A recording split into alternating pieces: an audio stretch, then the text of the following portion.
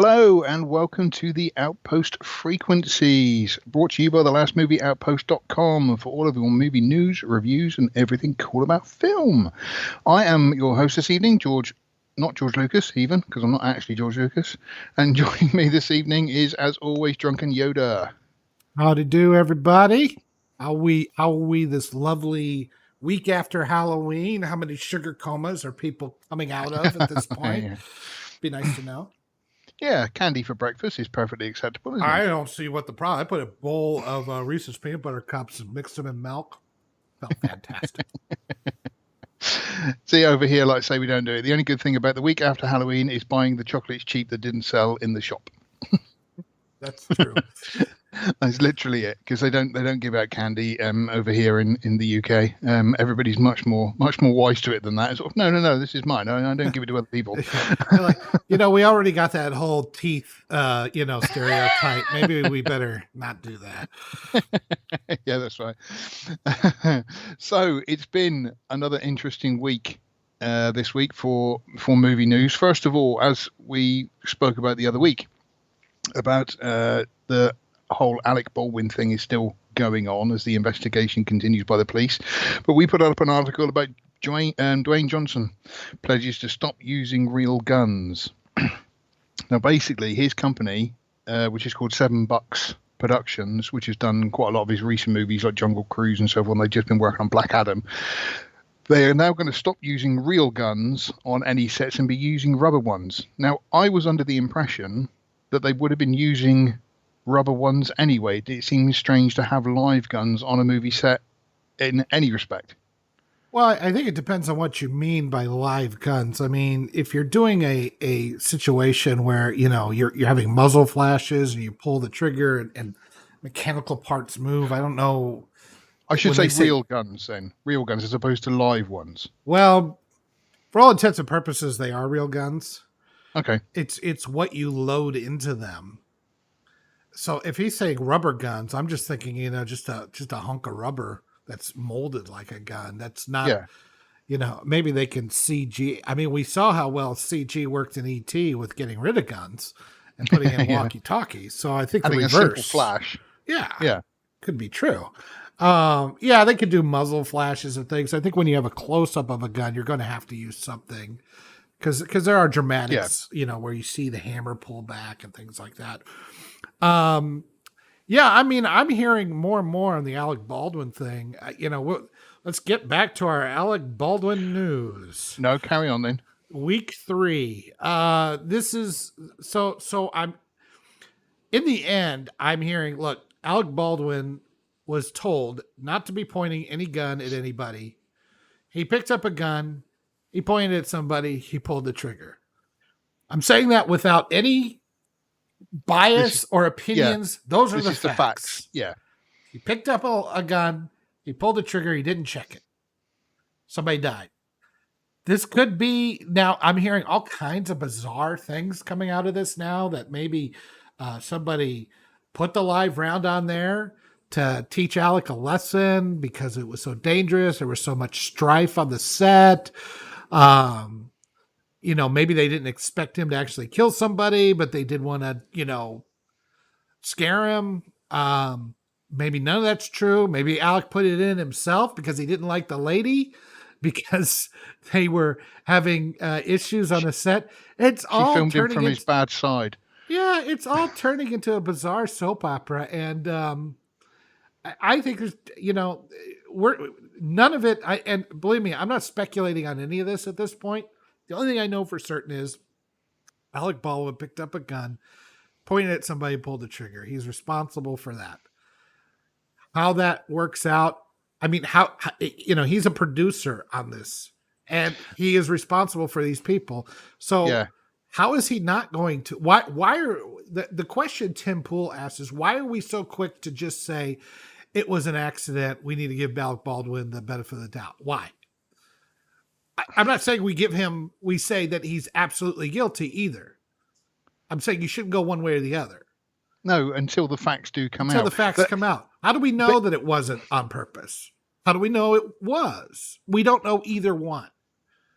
And so to make suppositions about motive and all this kind of stuff, but we have no idea what it was like on that set. Yeah. I don't know. It's interesting. It's going to be far more interesting than the movie ever would have been. Yeah. So we're going to see another try. I'm just waiting for Alec Baldwin to end up in a white Ford Bronco going 30 miles an hour down the LA freeway. I wonder who's going to play Alec Baldwin in the movie. Probably one of his brothers, I suppose. Stephen? But yeah, Billy. Yeah. Billy. Yeah, I think. It'd be really funny. It was Adam Baldwin, who's no relation to any of them, but yeah, that's right. Yeah, he's completely on the other side. Well, no, surely in this day and age, he's going to be played by somebody like Idris Elba or somebody like that, isn't he? Well, now or a you woman. say that. Do you really want the black guy to be the murderer? I don't think that's going to happen. Oh, yeah, you got to think about things like that. You got to think about things like that. Only white guys are murderers. So it's bizarre, and I don't know where this is going to end up in the long run. So it's So I was going to say, somebody's made the comment there that fake guns always look fake, and obviously, if you are doing close-ups or whatever it might be, it is going to be one of those situations where they may have to use a real gun for particular things, but then will that be shot on a different set with a different armorer and all that kind of thing? And well, this is the typical reactionary overreactions to these kinds of things. I'm not saying that this isn't bad, but I mean, it's pretty simple to make sure that guns are, correct, that you don't point them at people. Yeah. I don't think you have to start going to rubber guns and doing all this virtue signaling about how you're going to make big changes. They're not going to stick. They're not going to work. And it's not that difficult to be safe with a gun on a set if you just use your brain a little bit. Unless they just stop making action movies altogether. Or they'll just make them all CG. Everything's in a computer now. Yeah, I suppose. Yeah, like I say, and just completely get rid of all the guns, all the actors, everything else. The only thing that gets hurt then at the end of the movie is people's feelings. Well, I mean, they didn't stop having helicopters in movies after Twilight Zone. So I don't, you could be more safe. Yeah. And not be, ridiculous about it. And that's the thing, it's not like this world. When we spoke about this originally, there was only literally sort of a handful, 4 or 5 different instances of where this has happened. So it's not, when they think of how many movies are produced and made every year, it's not like this is a common occurrence. This is just an unfortunate situation which has come to the public eye in quite detail.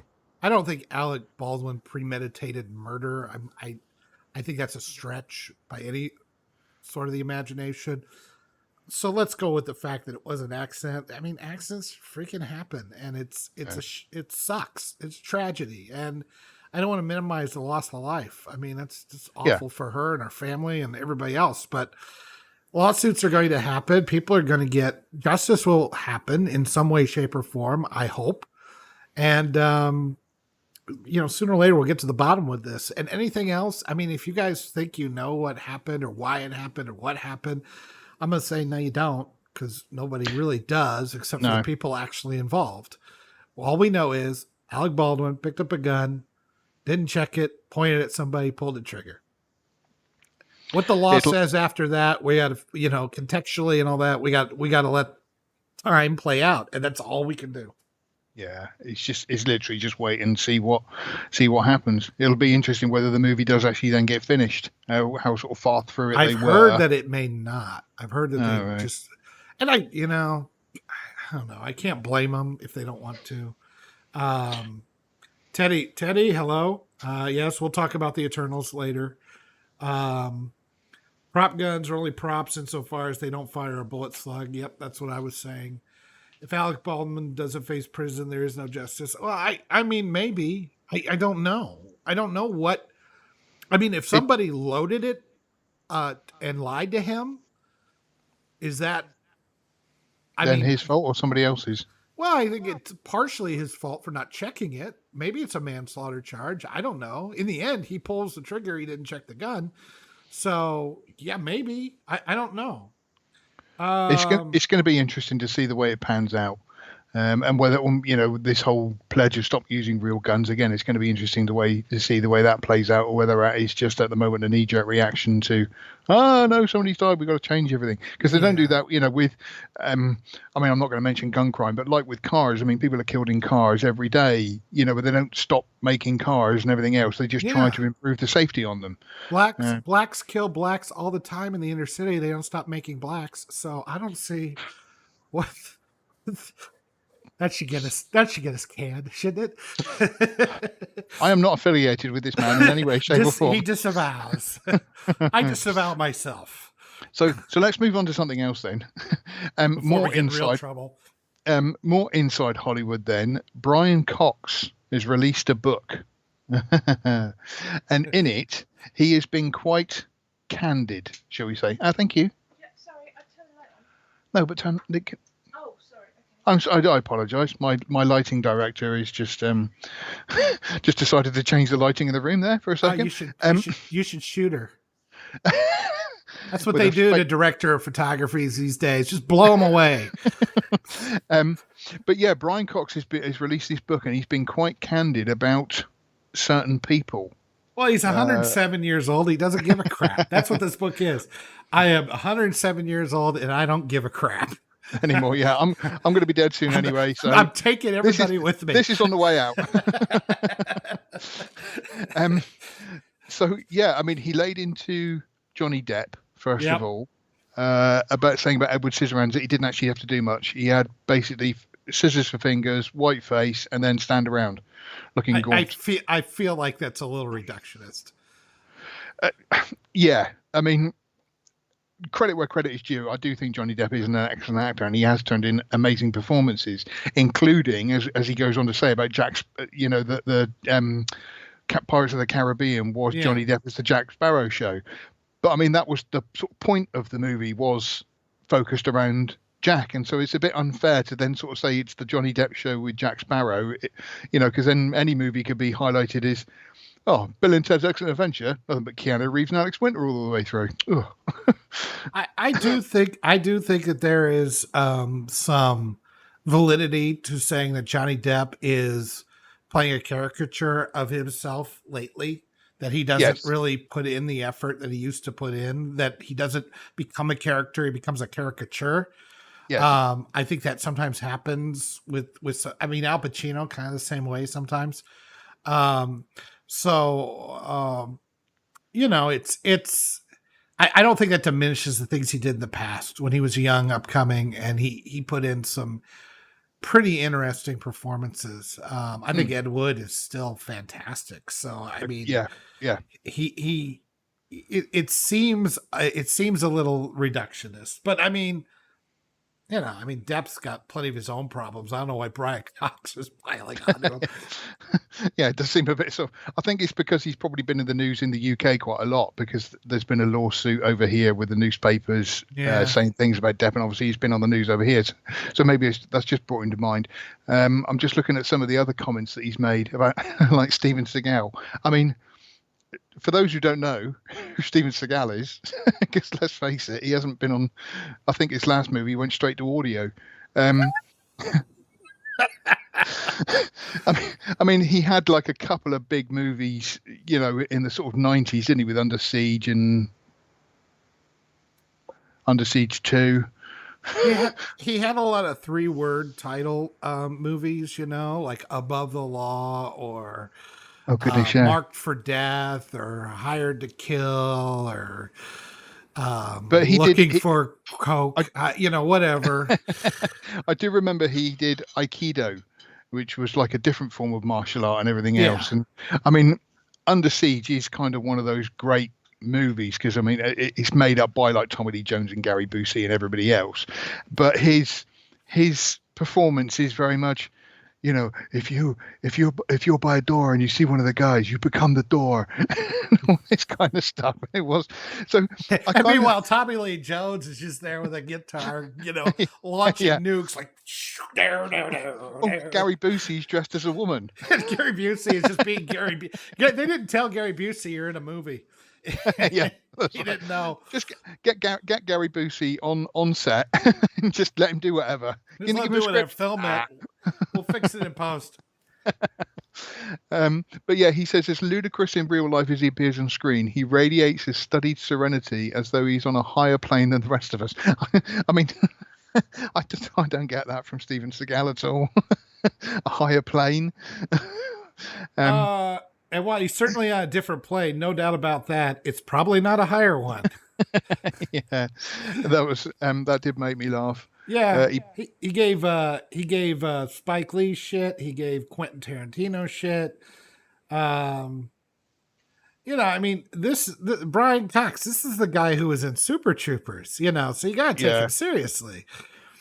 Look, I love Brian Cox, and I do as well. I watched Autopsy of Jane Doe the other day, and it was great. He was fantastic in it. Sure. And a lot of stuff that I've always seen him in. I've always found him quite a, what's the word? Not a seal of approval, but I mean, if Brian Cox is in a movie, it's generally going to be a pretty good movie. Yeah. But when I saw him on the TV over here in the UK, I was kind of, oh, right, okay. So he's been working away with all these people, but then sort of like, well, they were crap, and I worked with this idiot, and so, and it was just like, this is his retirement book. He didn't give a crap. Yeah. I guarantee you're not going to see any more entries on IMDb for him for the next for the foreseeable future. What he's going to have is basically this book he's written is bought in the nice summer home in the south of France, and he can just sit there and relax now. Hey, whatever it takes to get your stuff, get out, enjoy your retirement. You've put in a good career, and take everybody down on your way out. That's you got to respect it to a certain extent. Yeah, I suppose. Like I say, I suppose it would be better than just memoirs going, I worked with this person and they were really lovely, and this director, he showed me so much and everything else. It's just kind of an honest the mutual admiration society BS. Gets really old. What else you got? Okay, so the trailer for Book of Boba Fett, because this is now only a few weeks away. It's just after Christmas it's released. Now, I will start by saying I've been a Boba Fett fan for most of my life.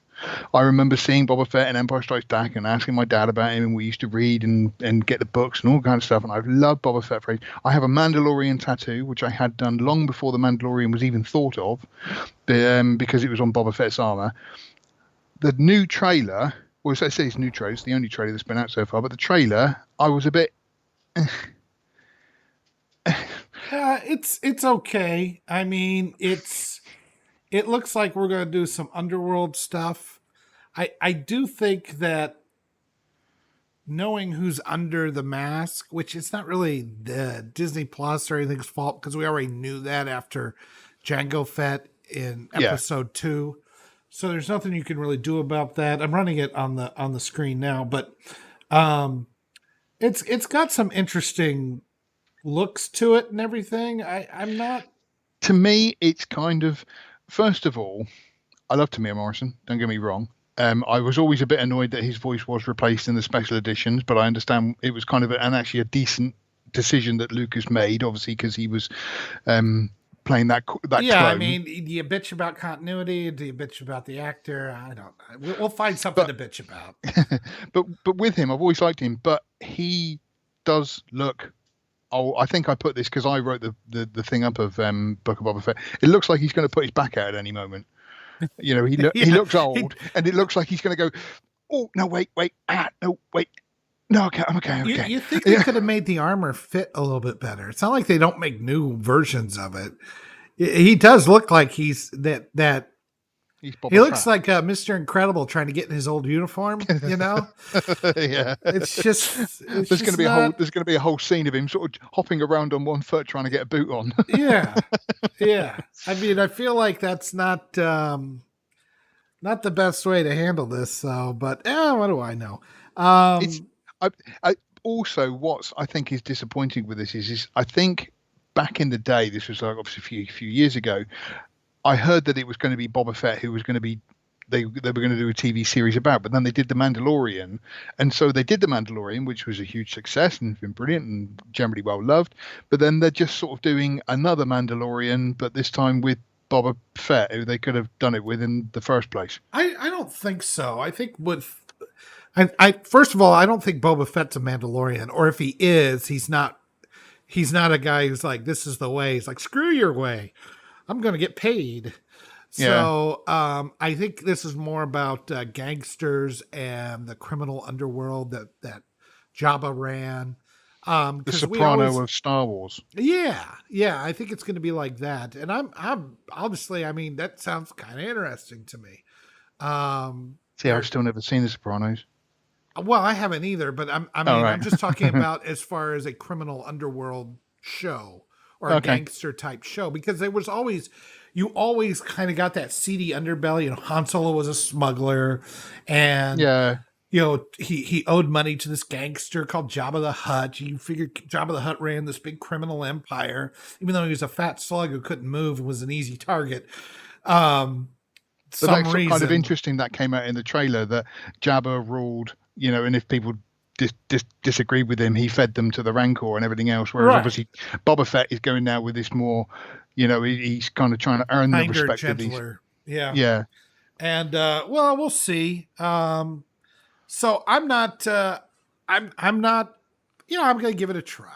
I mean, I'm certainly going to watch it. It's not like I'm not going to watch it. Like I say, you know, Boba Fett, like I say, has been part of my life for an awfully long time, and so I'm certainly going to give it a try. But I'm just not. I'm getting very. I think I've said this before. Very tired of Hollywood and tired of what Disney are doing. I sort of said originally when Disney bought Star Wars, I was kind of hooray, and then sort of oh no, they're just going to be, because they had a plan at one point to churn out a movie a year, didn't they? And fortunately, Solo put a stop to that. No, Last Jedi put a stop to that. Solo just was the unfortunate. I suppose victim of the circumstance. Yeah. It was, because Solo isn't nearly as bad. It's photographed badly, but I don't think it's as nearly as bad. It's got problems. Don't get me wrong, but it's. I actually quite like it. Out of all the, I mean, Disney have now done 5 movies. I place it in the top 2 with Rogue One. To be perfectly honest. Unfortunately, I would say the same thing. And then you got Force Awakens, and then I don't know which is worse, Last Jedi or Rise of Skywalker. They're both terrible, but for very different reasons. It's tough to choose between how bad either of them are. The last 2, like I say, The Force Awakens is watchable. It's got its issues, but it's watchable. But the other 2, I can't bring myself to. I would say, I mean, I've seen Last Jedi more than I have The Rise of Skywalker, because I think the end of Rise of Skywalker, I still just don't understand it. Don't understand any of it. I am all the Jedi. I'm going to choose the name Skywalker. I just like, as soon as they were light speed skipping, I'm like, I'm done. I have no idea what the hell's going on here. Video call thing, and you can pass things through the video call, and But I mean, hopefully, the Book of Boba Fett, because it's not been done by certain members of Disney, might actually be quite decent. You know, if it stays in the hands of the people who did The Mandalorian, that might be a good thing. Because I mean, Dave Filoni's taken over as, is it creative director now of Star Wars for Disney or for Lucasfilm? I don't know how much that changes his actual job or whatever, but if he just keeps putting out what he's been putting out, I'm happy. That's the thing. Is like I say, hopefully he's not going to go the whole woke way and try and pander to certain crowds and loud voices and everything else, but just make the series for the fans. Yeah, and he hasn't so far, so I don't feel like we're in a lot of danger. I mean, I think he's did a great job with the Clone Wars. I really liked the Bad Batch much more than I thought I would. And overall, his animated universe he's put together has always been pretty darn good. So I'm happy. See, I have issue with that, because I remember going to see the film in 2003, I think it was. Yeah, the film is terrible. As a film, it's terrible. Yeah, but the show is good. The problem with it is because the film was so bad, I never got into the. And if I'd kept up with it, I think I've seen up to about series 5, and I just kind of, every time I'm watching the Clone Wars, I feel like I'm just dragging myself through it. And then I feel bad, because it's kind of, well, I'm not enjoying this, so why am I watching it? Because everybody says it's good, and I'm kind of like, when does it get good? And yeah, I kind of just gave up on the series. I think I watched one episode of The Bad Batch and just didn't bother with that either. I mean, not to everybody's liking. It's a little bit more, it's more of a slow burn in some ways, really getting into deep character stuff.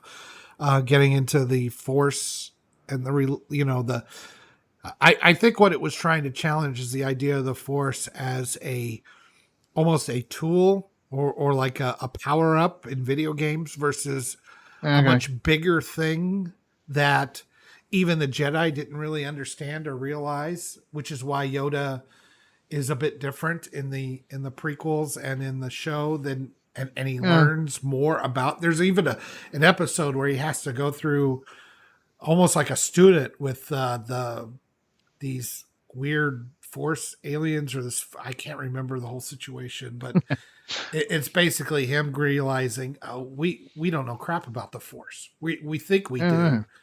We don't know crap about the Force. We don't understand it the way we should. That's why they didn't have Force ghosts until later and things like that.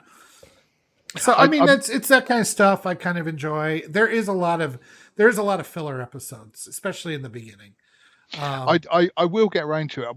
I've been on my mission to watch 1,000 movies this year, and I'm well on my way. And because of that, I've been sort of not avoiding television, but just sort of concentrating on movies because I want to make sure I hit my 1,000. I'm sort of so close. It's only 2 months to the end now, so it's like kind of a bit annoying. I wish I didn't have to work. I know I still work. I just don't work as hard as I should. But yeah, it's like I say. But next year, I think I am going to catch up on some TV like Sopranos and things like that because I still haven't seen that and whatnot. And then speaking of seen movies, we're going to talk about this. Then we will go on to Eternals. Let me grab a couple of chats here because we got an actual pretty active chat session going on here today. Oh, people are talking to us. My goodness. They've been talking to us, yeah. So let's see. Loved Mandalorian. Pleasant surprise. Bad Batch. I'd need to get into Bad Batch, but I feel again because I've missed Clone Wars. I don't know if I can just go straight into Bad Batch or not, or if there's going to be stuff that I'm missing. You watched the last season of Clone Wars? No, that's what everybody keeps telling me to do. Yeah, because then you can because it really goes. It actually kind of merges a little bit with episode 3. And then the Bad Batch kind of kicks off after episode 3.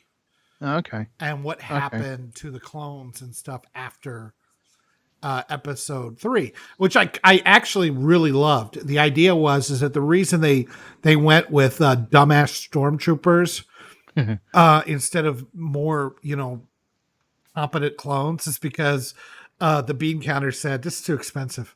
And I can totally see a bureaucracy doing something stupid like that, so I got a kick out of that. The Book of Boba Fett trailer looks unfinished. Also, I was expecting a book of revenge from a wrong man, not a story about a guy who's making nice with the criminals of the underworld. That could be that's what they're showing us, and that there's something else going on. They're not spoiling it. He needs to look like the new Godfather in town. That's why he's fat, I'm guessing. Love the Mandalorian. Was pleasantly surprised with the Bad Batch. Joel says that's a good episode. I think he's talking about the one where Yoda had to learn the Force. 2.5 movies a day. It's actually about 3 movies a day. Yeah, I know. And so I've not been cheating, but I kind of went back to some old school horrors, which are only about 65, maybe 70 minutes. So I can actually get through quite a few of them. But I have been keeping a record of everything that I've watched, and I am now in the 800s. So sort of early 800. So I've got literally a couple of hundred to do before the end of the year, and I will have hit 1,000. Well, you got an extra hour at least. So that's I would tell the meme that I saw. It said getting an extra hour in 2021 is like getting a bonus track on a Yoko Ono album. And I just had to share that with everybody because I thought it was one of the funnier things I'd seen this year. Speaking of bad movies, just to move on, just to briefly mention, but I saw Apex with Bruce Willis. As I wrote the review of that. If you go to lastmovieoutpost.com, you can have a look for Apex and you'll see the review I did of it. John McClane, one of the greatest action heroes of all time, right up there with everybody else. Everybody knows John McClane. I'm sure he inspired many people to become policemen because they wanted to have that John McClane moment and everything else. Is now doing stuff like Apex, which was so bad. It was so awful. It was terrible. Bruce Willis spends most of the time hiding in the bushes listening to conversations. And this is in the movie, right? Oh yeah, you're not talking real life. Well, no, what do you get? It could be. I don't know. He's outside Ashton Kutcher's and Demi Moore's house. I don't know what he does. What the fuck is going on? I think Kutcher is back with what's her name from the Mila Kunis. Mila Kunis, yeah. So yeah. To me, it's just bag lady getting cats. But yeah, this Apex was terrible, and it was completely predictable all the way through. Now, the main character, I want to call him Neil McDonough. Neil McDonough. McDonough. I always call him the backup Paul Walker because he looks like Paul Walker. So if something ever happened to Paul Walker, which obviously it has now, every time I see him, I think of him in what do you call it? Star Trek: First Contact. That's where I first saw Neil McDonough. He's one of the. Oh, Borg, he is, isn't he? Yeah. I think he ends up getting Borgified, but in fact, he's one of the guys that walks out on the spaceship. Red shirt. Yeah, red shirt guy. Walks on the hull, so he's going to die because he's not one of the main cast. They need somebody to die in that situation. I do like him as an actor. I've seen him in some good stuff, and he's generally pretty good. But I mean, this just was. I can't understand what Bruce Willis is doing. He must owe money to somebody. Or I see when they do movies like this, I imagine that they've got caught shoplifting, and the judge is sort of gone, right, we find you guilty of this. You need to be in 3 movies with Melissa McCarthy, and you got to do an action movie. And one of them better be Die Hard. But it's almost like community service. Good. Yeah, it's almost like community service they've got to do because of they've done something wrong. It was terrible from beginning to end. There's a script. There was a moment where Bruce, he's wearing a red jacket on this island where he's being hunted. Basically, he's being hunted by these bad guys and they're all trying to kill him. Well, that's how you blend in. Yeah, red jacket. He picks up the red jacket, and there's like a one throwaway line for why he does this. But there's also a scene where he's walking through the wood picking berries and smoking a cigar. And you're thinking, really? I mean, no matter how badass you are, I'd still be a little worried. And the cigar, I think Neil McDonough at one point sort of says, I could smell so-and-so from the west or whatever it was. But yeah, smoking a cigar. Is anybody smoking a cigar around here? I don't think so. What about that smoke from that bush? That's nothing. Let's light it up. Yeah. Oh, he's dead. There is actually a scene where there is movement and everybody opens up like in Predator and opens up all that, and it was just it was terrible. It had a predictable ending, which I can't. I don't know why Bruce Willis makes movies anymore. It's not like he needs them. I would assume he doesn't need the money unless he's still dealing with the Planet Hollywood bankruptcy or something. But I mean, he does not appear to enjoy himself at all anymore. No. He looks like he'd rather be any place else. I'm like, okay, move aside, make room for people who do want to do this. Because why are you even bothering? You obviously don't care. Yeah. It's I don't know. Maybe he feels maybe his trapped. agent needs the money. Maybe. Well, who knows what the divorce settlement was. I mean, who knows? Or what he owes to me more, or child support for Rumor and Scout. Yeah. Who knows? Poor Bruce Willis. It's a shame to see him like this. If you can avoid Apex, I highly recommend avoiding it because it was terrible. So let's move on to our main feature. After those nice trailers, our main feature. Now, you have seen, but I have not seen The Eternals. Yes. So, give us first of all a quick preview of what the film is about, and then your thoughts on it. So I'm going to struggle. I mean, The Eternals, aside from my completely accurate perception of how long I was in the movie theater,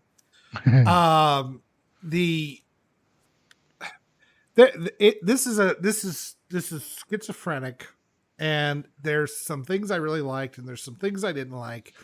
And there's some woke nonsense in it. And I'm just going to have to try. First of all, I'm going to do spoilers from here on out. So I'm really not bothered. So yeah, I didn't think you would be, but I'm letting the audience know. I'm going to do spoilers. And I'm Mom, I'm going to do my best not to drop any F-bombs, but I make no promises. None. I'll be ready with a button. Yeah. So, but it's just one long. Boo. Yeah. Oh, he's flatlined. Falls over with a heart attack. So angry.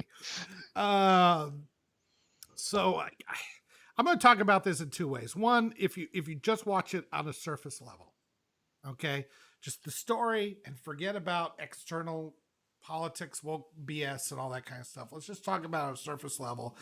One, the story is the Eternals are set down to stop the monsters called the Deviants and protect the life, especially mankind, and let them nourish and grow so they don't get eaten by the Deviants.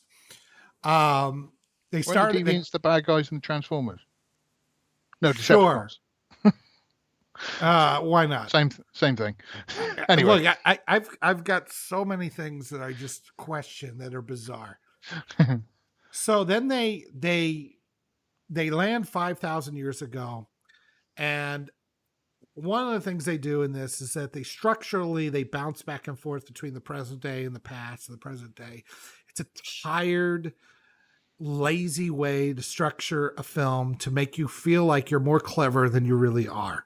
Stop it. Okay. Tell the story chronologically, and unless you have you're not Chris Nolan. All right. Yeah. Unless there's a real specific reason to do it. Yeah. Even Highlander, like they started out in the present day and then they went to the past and they stayed there. It was like a little blip in the present day to just show he's still in the present day. And they show this guy, and all that does is open up a mystery to say, oh, this guy's lived a long time. I wonder what his story is. And they begin to tell you his story. And then they work their way up and occasionally go to the present day. Then when they finally get to the present day, they mostly stay there except for a gag. Like when he has a duel with the guy keeps shooting him. He keeps getting up until finally he's like, okay, I've had enough. You win. The guy's standing there going, how many times I got to shoot this guy? But overall, they still tell the story linearly. Yeah. And I'd like to see more of that because they don't realize that they are completely undercutting any possible dramatic moments because they tell it out of order because they think they're so clever. Right. Yeah. So, just to butt in there, I mean, that's one of the issues I have with the Clone Wars is watching the series. I know who survives because of the movies. So when people are put in peril, I think to myself, well, they're not really in peril because they're going to be okay because they die in, episode 3 or whatever it is. Yeah. And so, this whole back and forth jumping and everything else kind of mucks that completely up. It's 10 times worse inside the movie than within if you're watching a show, you're just watching the story of how they got from point A to point B, but they're not bouncing back and forth within the episode. Yeah. And this is, it's confusing and it drains any tension or drama where it could be had. So they come back and they're like all these Eternals, they come to Earth in a spaceship in 5000 BC. So about 7,000 years ago. And Cersei and Icarus, they introduce each other to each other, and then they begin the fight against the Deviants. And this group, they work together as kind of an early Avengers or something like that. And while they're there, then they help the inhabitants. And they have to kind of okay, you can't get involved and give them too much too soon because that's not good for them. They have to evolve naturally. And they have to learn those lessons. And that to me was interesting. That idea was interesting. But is it really followed through enough? Not really. Okay. So as they kill all the Deviants by the year 1500. And at that point, they're like, well, so they just kind of piss off and go their separate ways because retire. Yeah. I've got a nice home on the south of France. Yeah, but I'm just going to retire there now. Yeah. So then you get to the present day, and Cersei and Sprite, who is the little kid in Eternal. Yeah. They are living in London, and she's got a boyfriend, and they get attacked by a deviant, and then Icarus shows up and saves them. And so, but the deviant runs off, and he has powers that he never had before. So then he goes and he says, "Okay, well, we need to find Ajak, who is Selma Hayek, and she's the leader." So they go find Ajak. Ajak's dead. He's been killed by a deviant. That's where they think they got the healing powers. Each one of the Eternals kind of has their own little power. And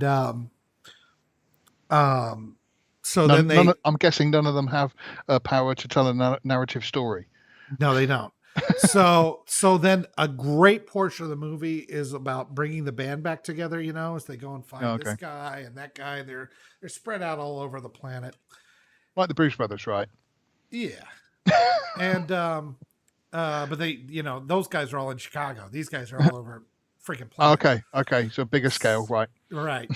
So at one point, I think just after they killed the last deviant, Athena, not Athena, Athena, who's played by Angelina Jolie. She has a mental problem. And the character, not the actress. The actress has a completely different mental problem. Yeah. Don't sue. So this one guy decides to take care of her, and she kind of has these weird memories that kind of come back. Well, as they're finally figuring it out, they realize when they find Ajak, she has this little metal ball in her chest, and it comes out and it goes into Cersei, the girl who can change things with her. She could transmute objects, into other things, as long as they're not sentient, I guess. The T-1000. No, more like the Molecule Man or something. She could just touch something and she could turn lead into gold or something like that. Okay. Turn a tree into stone or metal, things like that.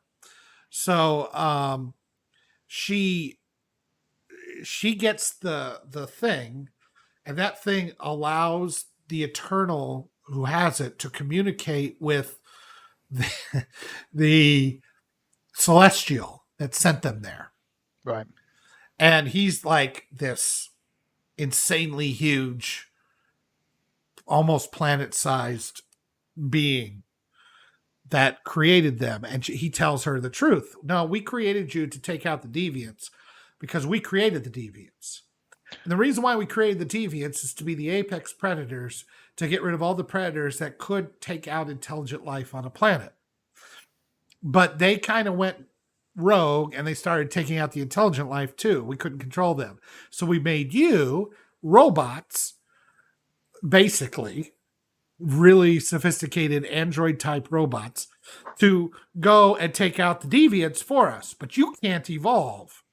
And why are we doing all this? Because we put a celestial in the center of the planet to grow, and it feeds off intelligent life. And when there's enough intelligent life, then a celestial is born, in which case it breaks out of the planet like a giant egg. And they've really messed up with Earth then. If it grows with intelligent life. No, we're gonna have to give it a couple more million years. Yeah, we could say that. So then the rest of it is them making the decision that, do they let because the Celestials, they seed stars and they create planets with intelligent life, or with life in general, and that not all of them do they use as eggs. They they create billions and billions. So do you destroy the Celestial that's in there, or do you destroy all the life that's on the planet that they have come to care for? And I think that's a really interesting idea. That is interesting. And the conflict is not nearly explored well enough. And a solution is not, and there's no, well, there is consequences, because they end up destroying the Celestial and saving the planet, and by Cersei turning it into stone. So, and then at the end, she and the Eternals that stayed on Earth, they get the big Celestial shows up and says, "Okay, come with me out of the pool, and we're gonna judge you and see whether these people were worth saving or not based on your memories." And that's where they leave it for the most part. Some other some other Eternals left the planet on their old spaceship to go find other Eternals and tell them the truth of what they're doing. So this is set up as a first part of something, you're saying? Kind of. I mean, it does have an ending. Icarus, he knows. Ajax told him what it is, and so he ends up fighting them and stopping them from trying to save the planet because he believes in the mission. And then when he loses, he says he's really sorry and he ends up killing himself. And I'll get into that in a minute. Mm-hmm. He had a relationship with Cersei. He actually married her, and then he left. And I believe the reason he left because he knew that the time was coming and he believed in it. And maybe she didn't, maybe he did. She did. He didn't really talk to her about it. So I don't know what she would have thought or if he had told her. I don't know why he left her, but that's why she was alone with a new boyfriend in London at the beginning of the movie. Okay. So does that, I mean, that's basically the movie. It's not all that complex. They think they're there for one reason. It turns out they're there for another reason. If they go through with that, the earth blows up and they got to make a choice to stop it. There's some interesting ideas there. Fine. I'm not too bad with that. Now, here's where the problems come in. One is the structure. We find out as we go through that Icarus married Cersei and they had at least a 5,000 year marriage before he left her. And so when he shows up at the beginning, that should be an impactful moment because we would have known if they told it linearly that they had this relationship and they would have showed him leaving. And so him showing up out of nowhere. A 5,000 year relationship is quite a big thing, you know?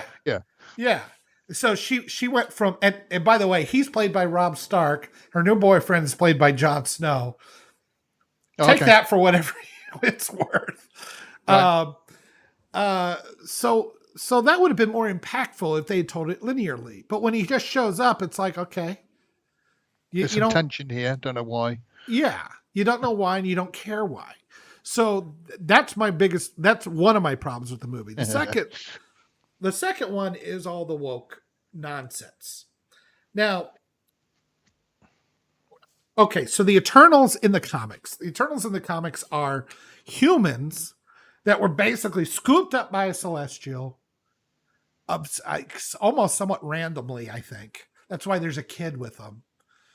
And given these powers and given immortality, and yes, they're there to stop the Deviants, or a race that the Celestials did create. And it was to save planets, okay? So in the movie, one of the Eternals is gay. He's the black guy. He's married to a Hispanic guy. They have adopted a nice mixed race child. It is so parody woke. And just in case you weren't on board with it, then they show them macking on each other because that's what you want to see. It's not enough to be tolerant. You have to enjoy it. You understand that? Yeah. You have to enjoy it. Yeah. Can't just accept it. Yeah, you've got to, You got to enjoy it. You got to love seeing that sort of thing, which everybody's like, ugh. I could see like at least a dozen heads in the movie in the theater going, Jesus. So that's that. And then there's the little girl. Okay. If they're not humans, if they created them as robots and they created them as males and females whose biological reason of being males and females is for reproductive purposes, then making one gay makes zero sense at all. Yeah. If you had just taken humans and one of them turned out to be gay, one of them turned out to be a kid, that makes sense. Yeah, fair enough. Yeah. Yeah, that's fair enough. Yeah. But if you created them with these purposes and one of them turns out to be gay and you create a child that can't grow up, there's no reason for that. I can see these Celestials and a planet in a distance. We filled it all with guys and there's just been no reproduction. Don't know what's going on. We need to rethink that. Maybe put some females on there as well. Yeah, that's what it is. Yeah, I didn't think of that. Yeah, because they need to make the black ones gay. Why? There's only like 12 of them.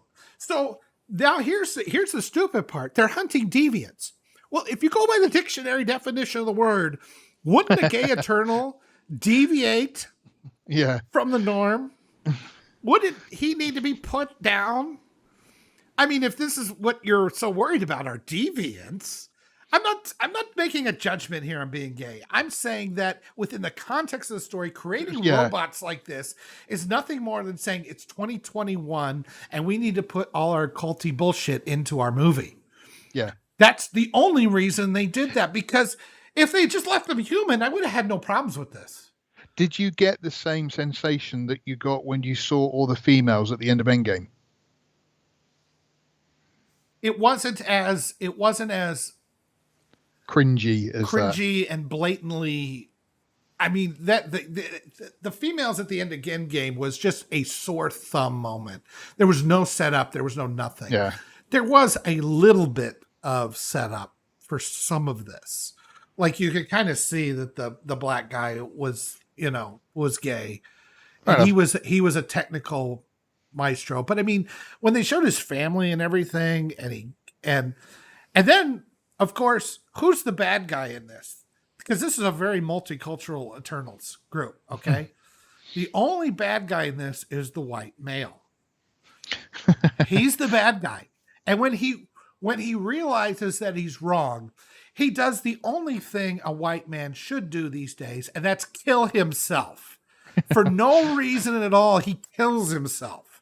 He flies up into the sun and dies. I'm like, well, what are they? There was no reason for it. There was zero reason for him to do that. He could have learned. He could have joined the Eternals on their quest. He could have, changed or something. I mean, him being bad within the context of the story didn't bother me. It was not story wise. It was fine. But then he just pisses off and goes and kills himself. And I'm like going, I don't give Disney the benefit of the doubt that they aren't trying to put some sort of symbolic woke message in here. I don't give them that. So that's what I saw. And I'm like going, okay, so you made robots, you made the white one evil, you made the kid robot that can't grow up for no reason at all. And she's white, so she's kind of evil, but it's kind of understandable. And then you made the black one gay, and you gave him a Hispanic lover and a mixed race. It's parody woke. The way that you're saying that is that the message that they're sending out is that white people obviously can't learn to change and be good and be kind. It's best just for them to kill themselves. It's just best for them to kill themselves. Yeah. So the message here is all white people are bad. Kill yourself. And you know what's one sick? of them. And it's sick because it's like you created these people. You didn't pull humans off the planet, a random collection of humans, and then give them powers. Them. Yeah. Right. Where they would have had you said we took you because you couldn't evolve. Well, they all changed their thinking and rebelled. So it sounds like they evolved to me. What, is evolution only physical? Can't you evolve your thinking? Yeah. So that's bullshit. I mean, the frustrating thing about this movie is that it undercuts some interesting premises because in my opinion, that they wanted to put this woke stuff at the end or stuck it in there.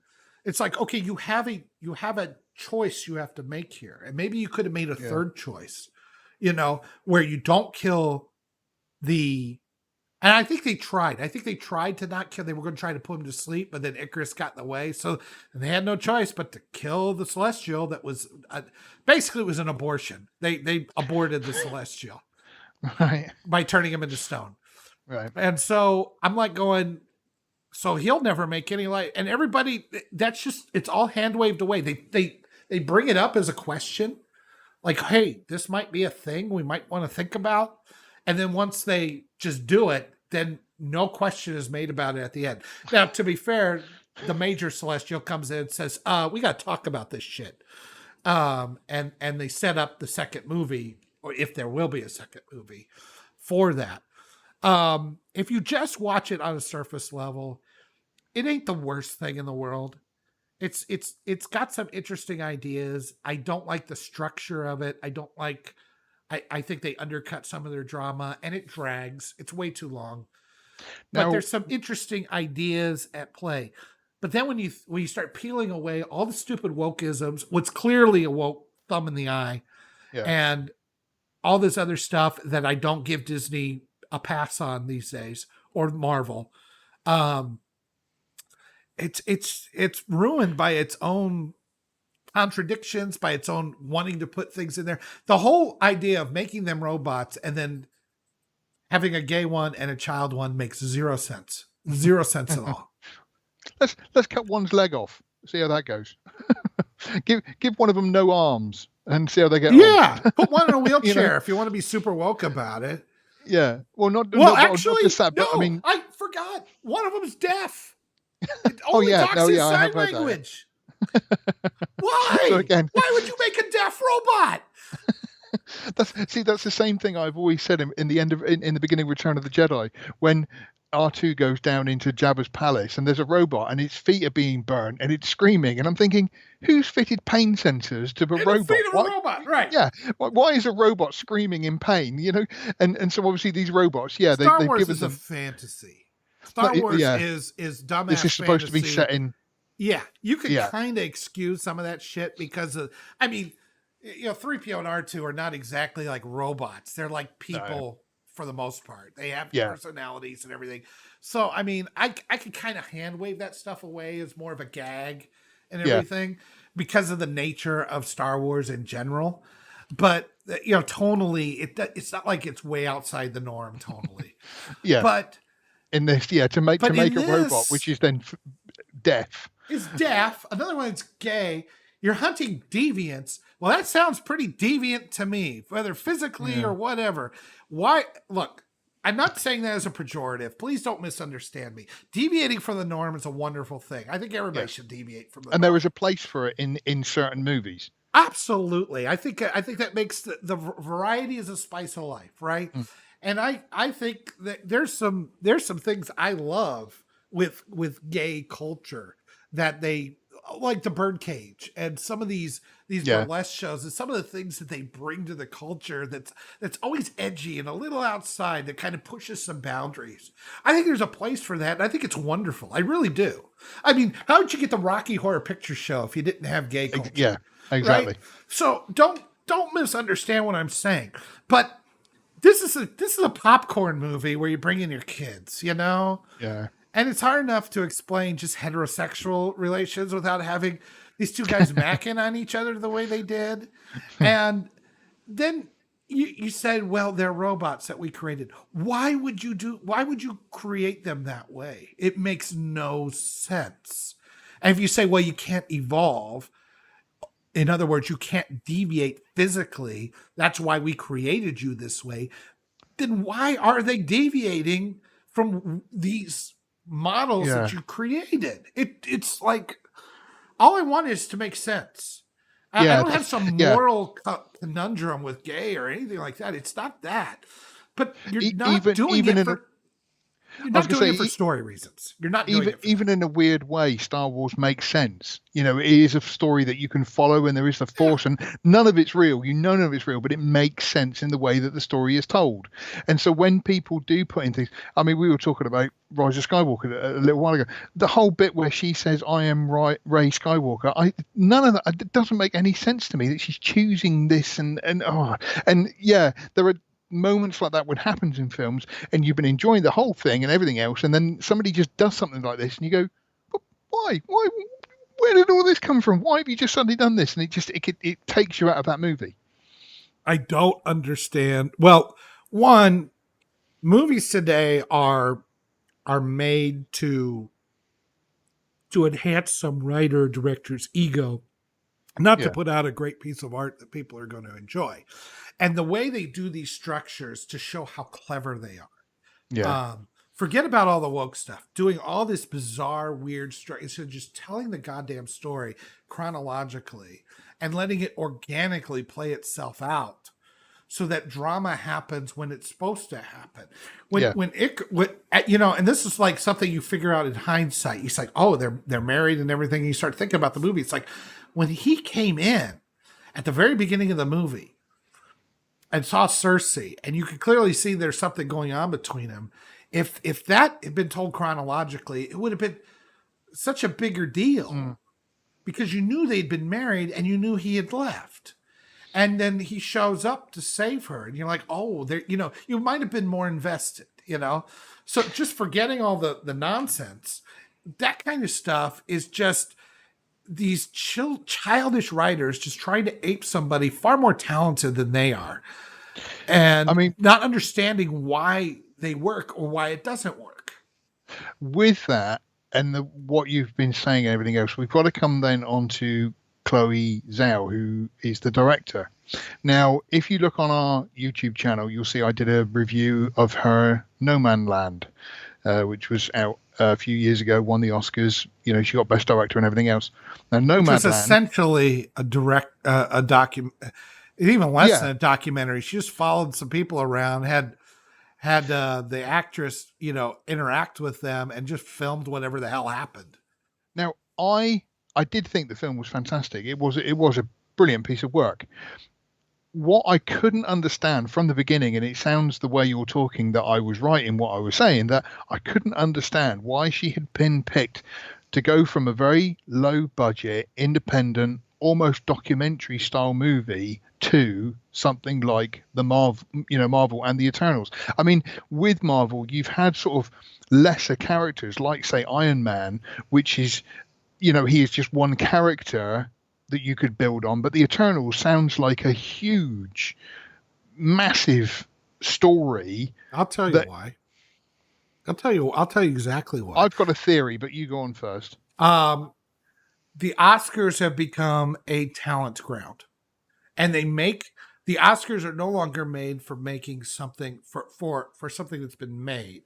It's for something that they're going to make, and that they've made something reasonably okay with a tiny budget or anything, so that Disney and everybody can use this as like the minors in baseball to try to find the next heavy hitter. Not people who paid their dues, not people who have learned story structure, not people who've started out small and worked their way up and then culminate. Steven Spielberg starts with Duel, right? Yeah. And it isn't until 93 that he finally gets the Oscar for Schindler's List.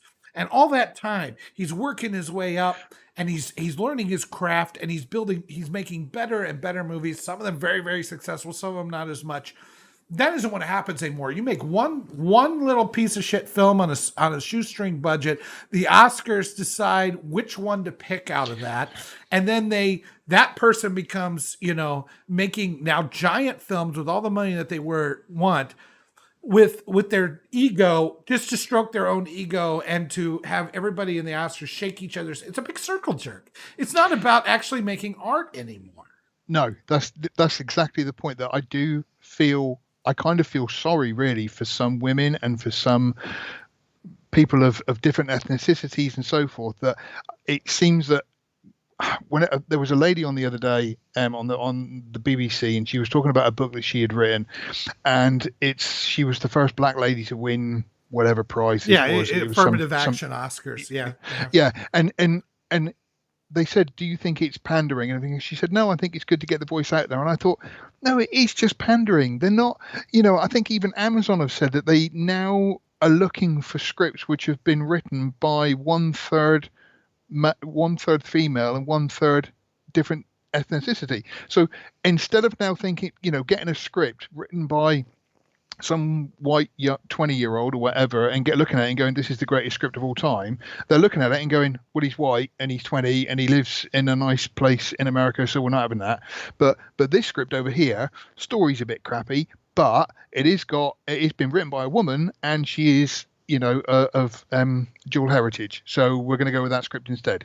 And so creativity at the moment is dying because they are just pandering to people just because it's the in thing to do. And I feel sorry for Chloe Zhao in the fact that she is an excellent director, and other films that she could have worked on, I think, would be amazing. Like you say, the future work that she's bound to do, I think, is going to be fantastic. But she wasn't the right pick for a Marvel movie like this. Maybe I am. I haven't seen it, so I mean, I still don't know yet. Let me talk about, okay, some of the things I liked in this. I think, one, that this isn't a typical Marvel movie.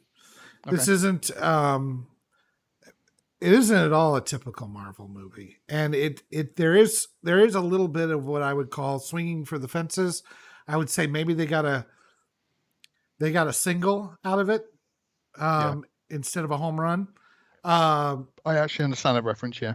Good. I don't know cricket. No, but I do understand what you're saying. I think a lot of people and a lot of the reviews have said that there was a grand scheme of the movie, but it just didn't quite get it. And the idea of these basically Highlanders working their way through history, I think they could have done more of that kind of thing and embrace them in different time periods and that kind of stuff as they work their way up. And I think the mystery, I don't hate the idea of Earth being a giant egg, and then, they have to make a decision here. Do they destroy the Celestial? I mean, you're destroying a god, and you're destroying something. I mean, these Celestials are I wouldn't call them evil or good, but they are necessary for the universe in the way they've structured it. Yeah. They create stars, they seed planets, they do a lot of keeping the universe churning. Okay, so they're necessary. So if you're going to kill one to save one planet, that's a big decision. It's a big decision, and it's only lightly touched on and then kind of shoved to the side, and that's a shame because I think that's an interesting idea. I think that their relationships and how they interacted with people, whether or not, like at the beginning, the black guy, his I forget, it's like Fastos, I think is his name. They're all kind of sort of like Greek gods, like not Athena, but Thena, Circe, loosely based on Icarus. Yeah. So they say, we can't interfere with people, right? And the one guy can control minds. He can stop them from killing each other. And at one point he decides to, but then he has to learn this doesn't work for everybody. It's a false thing. Or Fastos, he says, I can build a steam engine. He's like back in ancient Egyptian times. I can build them a steam engine and start them going on. It's like, that's way too early. It's like, okay, here's a plow. That's better, So, I mean, those kinds of ideas, I think, sprinkled in there are interesting. And so that's what's so frustrating about the movie is that there was some interesting ideas, but then they had to go down these bizarre woke claptrap ideas, and then the idea of making them robots instead of just making. There's no rhyme or reason to saying they're created. There's nothing in the story that it would not change the story one iota if you said we pulled you off the planet early, and and gave you these powers, right? And you could and they say, well, we had to go find the other Eternals on other planets that they did this to. And, we all look like robots. Well, why couldn't they have done that to other races? Because we've seen in the Marvel Universe all the other races look pretty different. Some of them look really, really weird. And so you can't just put human-looking Eternals on each of these planets. That works on Earth. It doesn't work on all the other planets. But they're saying, oh, there's a bunch of Thenas, there's a bunch of Circes, there's a bunch of Icaruses out there. And they all look exactly the same. I'm like, well, that doesn't make sense if you're on Crab World, It's so. But I was just thinking, if there was Crab World and they made them for Crab World, do they still make one of them deaf? Yeah, or child, or gay crab world, gay crab. But if they had done that, they could have said, okay, well, we take people on each of these different planets early on and make them into Eternals, but they're all different races. That actually makes more sense. Yeah. But they abandon that for reasons. And then when you say, well, then some of these Eternals, they have human things that happen to them, things that are, big in current year. This isn't going to stand the test of time at all, because you're going to start saying, well, what are you doing here? Why is this a thing? It's not going to, it's not, ironically enough, this isn't going to be very eternal. So I'm just mystified by some of the other choices in it. And it's a shame, because there's some interesting ideas and they fall apart because of the contradictions and the logical contradictions that they put in it. The story itself, if you just watch the story, it ain't that bad. I mean, there's nothing like hugely wrong with it. Like we found some weird things in Black Widow or some other things where we go, why is this happening? Or Yeah. I didn't have too much of that in this. But the Deviants themselves, I don't know why they're in the movie, other than to kick things off. I mean, I understand why they're in the movie up until 1500, but then after that, they just reappear because some were frozen in ice and they didn't know it, and they emerged after the ice melted. So I guess they were making a comment on global warming or something. But then, which is obviously so subtle, you missed it. Probably. I mean, there's just a lot of that stuff shoved into this, and you go, why? Why, you have something here. That's what's frustrating. You have something here, and you couldn't resist putting all this nonsense into it and not thinking it through and giving the script a couple of more punches by somebody who's not a 13-year-old in an adult skin suit. And then maybe you might have had something, but instead you're playing these stupid games and either story structure or woke or whatever, and you end up torpedoing the very thing that made it interesting. My theory on it is, again, from what I've read and a few of the videos that I've seen, a lot of people put the blame at Kevin Feige. Now, Feige, whatever you want to call him, Kev.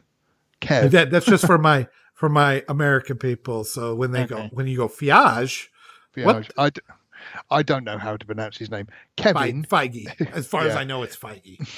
But he has, as I've said before, done from Iron Man to Endgame not the impossible, but set up an incredible universe, brought together actors, different directors, and everything else, and made an incredible cinematic experience. Yeah. Now, because of that, he is kind of everybody's number one kid. So everybody's kind of like, oh yes, if we get Kevin on board, it's going to be great, and everything else. And it's been spoken of that he might be working on Star Wars.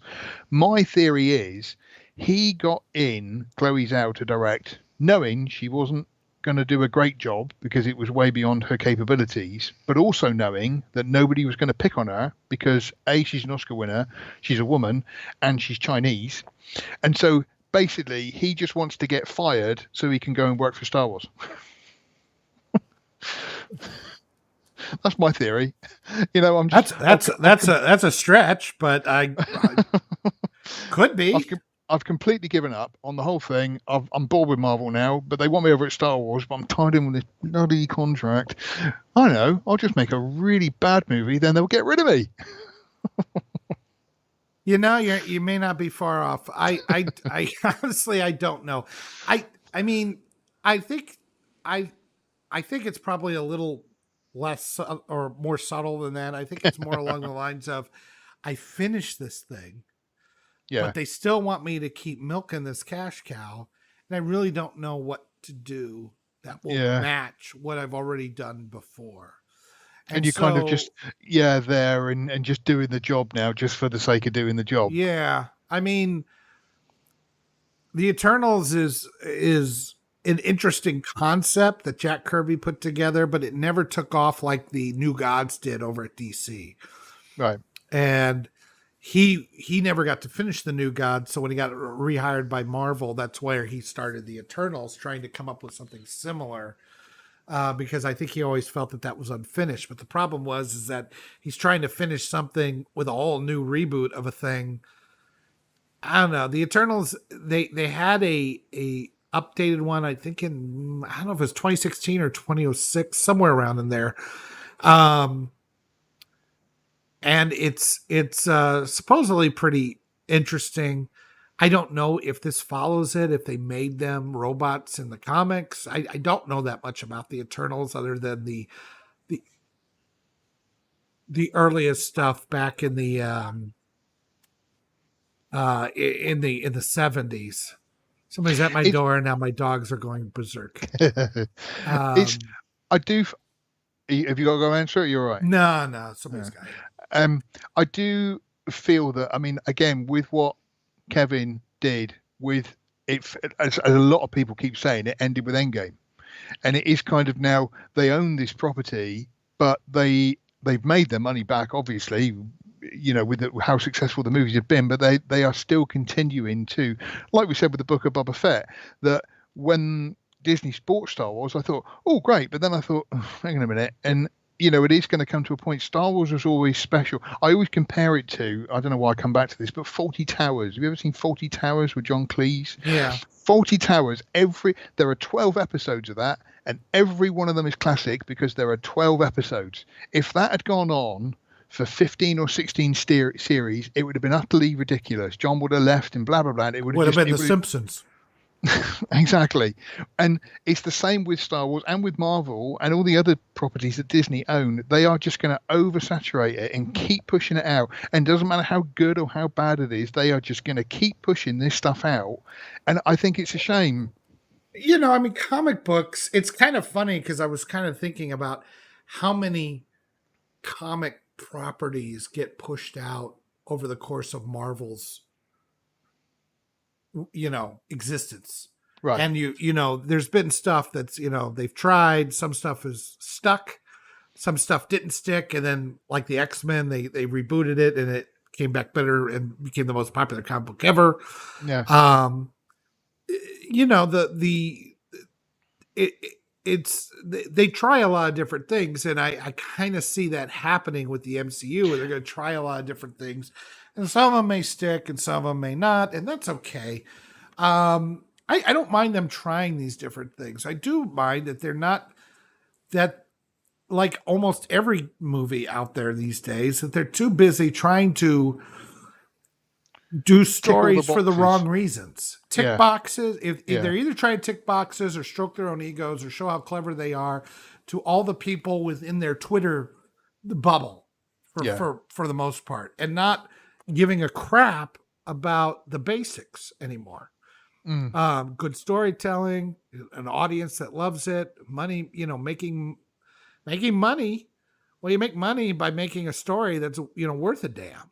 Yeah. And you get talented people, let them do their thing instead of getting involved, getting the suits involved, all that kind of stuff. So I wish they would, learn that, good storytelling is if you make a good product, it'll work out. Even if something as weird as the Eternals can be done. I think we live in a world nowadays where we are just oversaturated with things. Like with, I'm not saying that the MCU is dead to me. I'm sure in the future there will be an MCU movie going to come out, and I'm, very going to enjoy it. But we are so oversaturated. When you think about when Steven Spielberg became Steven Spielberg, there wasn't many filmmakers out there, and obviously he was a hidden talent that managed to, whereas nowadays, I've seen YouTube channels and I've seen even TikTokers and so forth who are incredibly creative. Yeah. And obviously everybody is trying to then shoehorn themselves through that one little door where they can get big and famous. And it's completely different with George Lucas and Steven Spielberg. But, back in their day, there was quite a big door to go through where you could become famous and you could make your mark. Whereas nowadays, because the cinemas are losing out to things like TikTok and YouTube and social media and all this kind of stuff, they're competing with that and oversaturated. And how oversaturated the Netflix, the HBO Maxes, all the streaming stuff that comes directly to streaming. Exactly. It's so much harder to then stand out from the crowd. And like you say, people are just trying to put their stamp on it, but then it kind of gets lost with all the other stamps that everybody else is putting on it. And You know what's bizarre to me when you say that, though, is that, okay, you've got so much oversaturation because there's so many streaming things competing. Yeah. So they need all the writers and stuff they can get. And yet Alex Kurtzman still keeps working. You know? I mean, some of these hacks that have been around forever that make shit. Yeah. And they keep working, and they keep hiring these, instead of taking any chances on somebody who may not be. And I don't know if it's because I don't know how much of it is the politics, the wokeness, all that kind of stuff, having the right politics, or if it's the. But I really am looking forward to seeing what the Daily Wire starts doing with, they're building an entertainment division. Tim Pool is building an entertainment division. And some of these guys who are not a part of the Inside Hollywood piece are starting to build real studios and starting to take chances on things that are not inside the bubble, as I would call it, with different people. They may get supplanted in 10, 15 years. It might be interesting. But you say about not taking chances on people, because it seems like Marvel took a chance on Chloe Zhao and it didn't quite hit the mark. Well, see, that's where I disagree, because I think that they don't take chances on people. They take people who have been, benighted by the Oscars. Oh, okay. Oh, fair enough. Yeah. You see what I mean? Like you got an Oscar under your belt. Yeah. They've got the Oscar and they've kissed the right ass, or they've done the right things, or they've gotten in with the right people, and they have the correct politics, and they don't do anything that's, the movies that these guys make in these independent ones, they're not really pushing any envelopes. They think they are, because they're doing stuff about gay rights or blacks back in, whatever, or racism or something like that. It's tired stuff that's been done over and over and over again. And yet they just masturbate to it like it's something brand new. And it's like, no, it's not. It's politically correct. And so that's why we are now giving you your reward of a Marvel movie to make your retirement up. In contrast to that, it is weird because, I'm one of those people that when I watch a movie, I always look up who directed it and who wrote it and stuff. And I've noticed with some newer movies, when you look at somebody's resume, they have done a fairly big film. Nobody springs to mind at the moment, but they've done like a fairly biggish film. It's on Amazon or it's on Netflix or whatever it might be. Yeah. But then when you look at their resume, they've literally done sort of 2 shorts and an episode of whatever it might be, and then they've gone straight into a movie. And so it does seem like a lot of places are actually taking those chances, but not on the big stuff. Like I say, if it's kind of Netflix, it doesn't matter in the nicest way.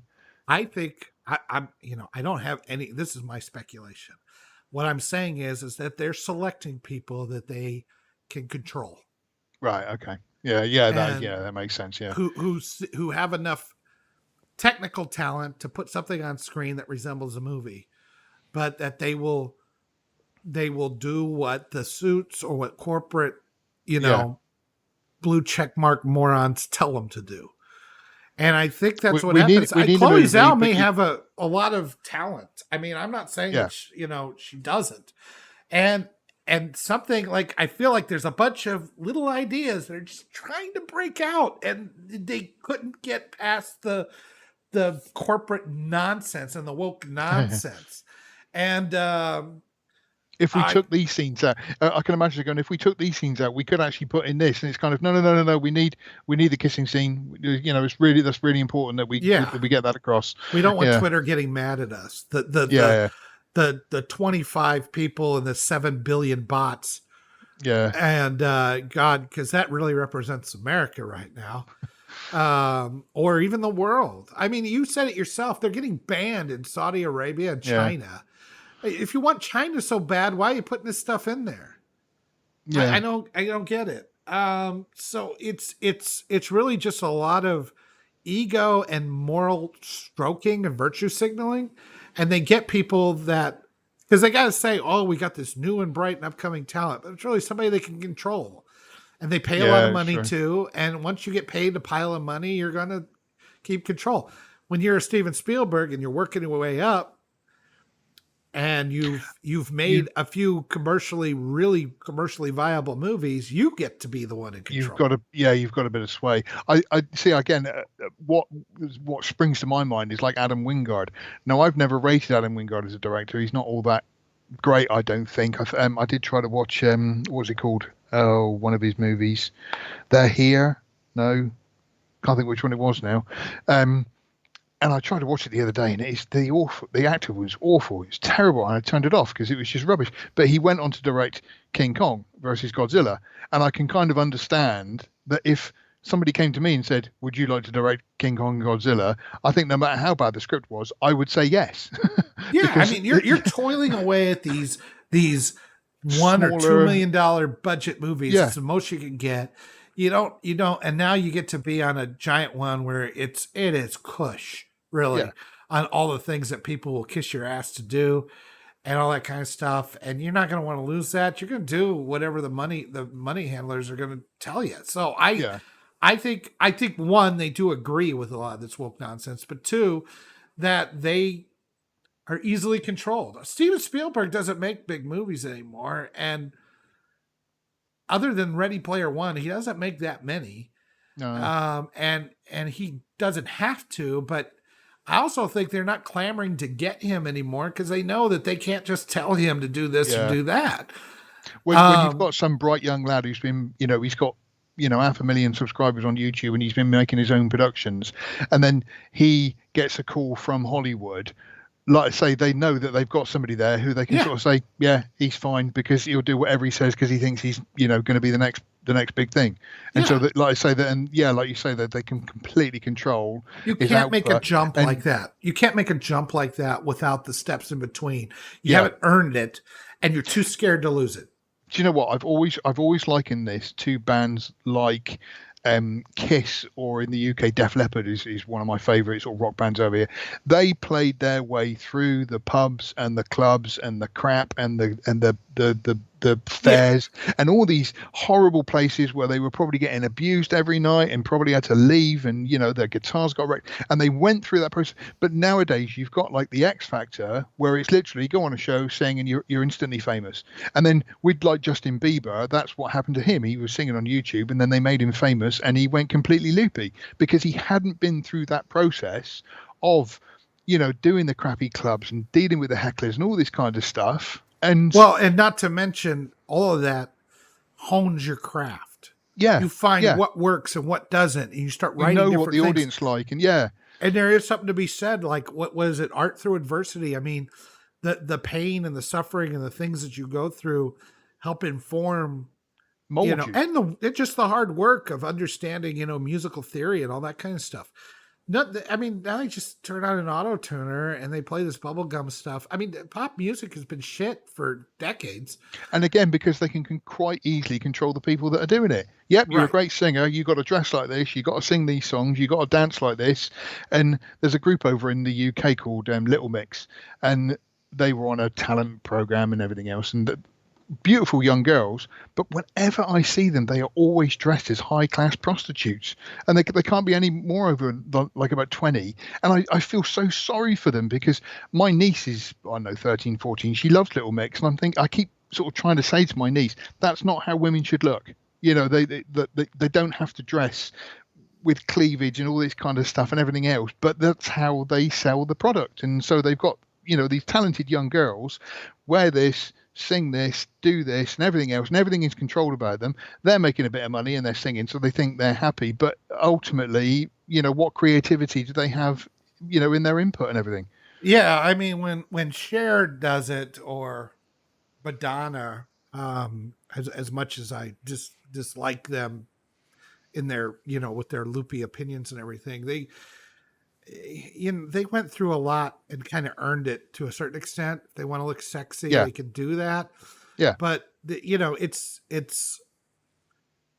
I They mean, found their own it's style. people are taking the easy way up, and we are, as an audience, as lovers of art and cinema and music, are the ones suffering for it, and Yeah. that's just really what it comes down to.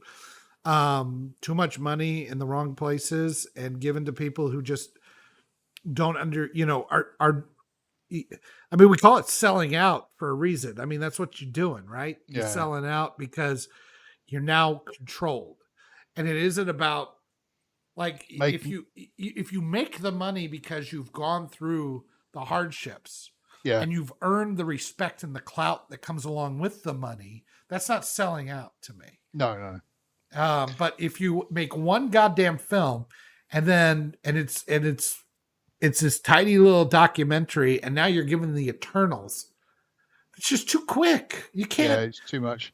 Yeah, like you say, you need to hone the craft. You need to. Yeah, it's. I do completely agree with what you're saying. I've got to say here on the chat there is Courtney Palm.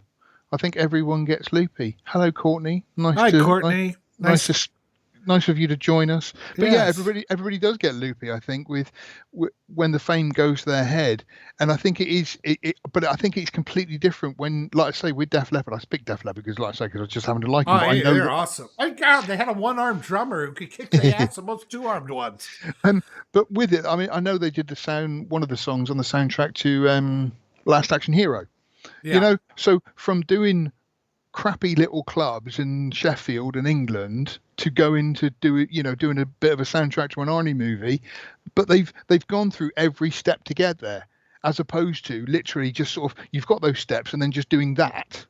It like I say, I can understand why people do get loopy with it. If you've not had to deal with fame and it's suddenly thrust upon you, especially in the world that we live with social media and how open everything is. I always thought to myself, I'd love to be a movie director in Hollywood, but then seeing the way some people are treated and everything else, I think to myself, do you know what? I'm just happy with my quiet little life. You know, I don't want my life on show and tweets that I made 10 years ago coming to, like, not that I made any bad tweets 10 years ago, I'm just saying. But you know, your whole life is then on show, and if you make a bad movie and people hate it, they're going to start slagging you off and saying, you know, even it's awful, but like Kathleen Kennedy was getting death threats over Star Wars, and you're thinking, seriously, it is just a movie. You know, if you don't like it, that's fair enough and stuff. But I mean, I didn't like it, but I wasn't going to go and make death threats to somebody over it. It's ridiculous, and to have to deal with that. I just made maim threats. I wouldn't go as far as death. I want people not to misunderstand. It's not that, going back to Eternals and the woke stuff. When I see the black guy, you know, with the gay stuff in there, when he's supposed to be basically a robot, that they create him like that, I would have just as much of a problem if it turns out that he had gone complete full evangelical Christian. Because he knows that there are actual gods out there. Yeah. It would be I would criticize it just as much, because it would not make sense with it. Why would you create a robot that would go full religious and not and discard you that he has physical proof of? You know, to me, it's the same thing. Yeah. It's exactly the same thing. So it's not the thing, it's the nonsense that drives me nuts. Yeah. And it would be in there because you had some weird pro-Christian nutball in there, just the same as if you have, you know, these woke, you know, crazy people. It's exactly the same thing, because you're sticking stuff in there for current year that doesn't make sense. And you're saying detracting from something that could be better than what it is. You're saying then, if Eternals was made 10 years ago, it would have probably been better. Yeah. I mean, we know that because we saw the Marvel movies have been around for 10 years or more now. It's funny, actually, because we just mentioned the whole thing of Iron Man 2 thing. I mean, even what's her name, Gwyneth Paltrow's character, Pepper Potts, became like a superhero and everything else, but nobody really sort of mentioned anything about that. But come the end of that series, where you had Iron Man and all the way through, Endgame was so perfect, apart from that one moment that everybody what's so silly is how they undercut themselves. You're going to have the female scene, right? So female power. Yeah. Then they probably shouldn't fail in their task. Yeah. The whole thing was to get the gauntlet to the van, and the females need to do it. And they failed, and they needed Iron Man to die and fix it because they screwed up. Another You're white male. undercutting your own message when you do those stupid things because you're only thinking of the scene in a vacuum. Yeah. And you're not thinking within the greater context of the rest of the story. And so that kind of stuff is like, when you do that, the message that you're trying to do, you're actually undercutting it by if you let it go naturally, it would have been perfectly okay. And all the women fighting there, I didn't have an issue with them all doing what they were doing until that just one moment where I never had a problem with any of the women in Marvel. I don't think were mostly great. I didn't like Captain Marvel, partly because she's overpowered and partly because she was not a very good character in that movie. But I mean, Scarlet Witch I thought was fantastic. I loved Black Widow. I liked Dora Milaje. I liked. I even like Gwyneth Paltrow. I can't stand Gwyneth Paltrow in real life. I love her in the Marvel movies. I think she's fantastic. Yeah. So I mean, it's this kind of stuff where it's like, don't. If you're trying to put out those kinds of messages, don't undercut yourselves. Why would you do that? Going back to our chat here, like Courtney says, you're right about the younger superstars went crazy because most of the younger superstars went crazy because a lot of them have. I think a lot of them, some of them have been able to deal with it, but a lot of them have gone. I mean, even when you think of like Macaulay Culkin and everything else, and Drew Barrymore had her funny phase, didn't she? And because of having that fame thrust upon them, I feel the same when I think I want to disappear into a quiet life. I'm blessed that I've never got famous. Oh, you're famous to us, Courtney. Yes, you're definitely famous to us. Anybody who likes this a is decent... the star of Zombieverse. Yeah, exactly. It's anybody who enjoys those kind of movies is you're famous to us. I'm not being facetious here. Anybody who can make that movie, make it work. That is a masterpiece. Do you know what? I've said this before. I genuinely loved it. I thought it was good. It was a well put together movie, and in the whole, like you say, the way Hollywood is trying to tick all the boxes and everything else, it didn't do that. It just made a fun movie, and it was fun. We got this stuff in our faces all the time. Can we give it a rest in the movies? Yeah. The collective narrative is negative and can be damaging. We're all tied into the same quantum feedback loop. Negativity keeps recycling, which is very, very true. Today, a plane wrote in the sky, get Jesus, you plus God. So, does that mean I have sex with God and I get Jesus? Jesus? Feels a little weird. It's adding maths into there as well. Yes, I was told there would be no math. I don't want to watch Eternals. I could see all the political crap from the trailer. Again, I'm not looking for... I mean, I will watch it. I will eventually watch it because I'm a sadomasochist when it comes to stuff like this. And often I see things and I think, oh, that looks awful. Oh, God, I'll put it on there. and so I am terrible like that. And so I will eventually watch it, but I was not in a hurry this time round. It's not a. It's one of those. It's just like you start thinking about these nonsense plot points in there until your brain is just dripping out your nostrils, and you just want to go, why? Why do you? What bothered me most about Eternals is that there's some interesting ideas that were put aside for non-interesting ones, and that's a shame. Yeah, it is a shame. Right. We had better wrap up because otherwise we're going to be just tearing each other to pieces. I love the right. Courtney says she loves the writers. I'm assuming that's of Zombievers, and like I say, they were great. What they made was a film which was thoroughly enjoyable. It was, it was ridiculous when you tell people the plot, but then you go into a movie thinking it's going to be ridiculous, and so that's when you have most fun with it. It's fine. And the other thing is that Salma Hayek and Angelina Jolie, probably the two biggest names in the movie, didn't have much to do. Yeah, right. Jon Snow is barely in it, and I guess he's teased for being the Black Knight. That's in the post credits. Yeah. He's going to be the Black Knight, and